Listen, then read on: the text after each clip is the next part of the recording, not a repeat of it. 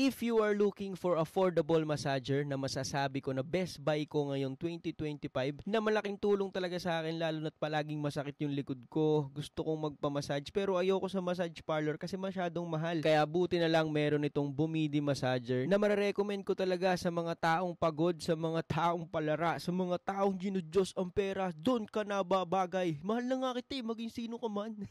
Maganda din yung design niya, very aesthetic at maganda yung materials niya, malambot, maputi siya, pero ba't ganon? Bakit sobrang dami maitim?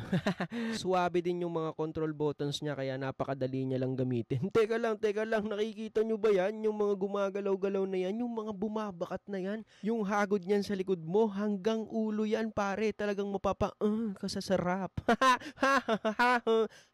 Ang maganda pa dito, meron siyang iba't ibang modes. Parang sa mga massage parlor lang din. Gusto mo ng hard, gusto mo ng soft. Meron siyang iba't ibang intensity. At hindi pa dyan nagtatapos. Kita mo yung kulay pula na yan. Yan yung kanyang heat compress.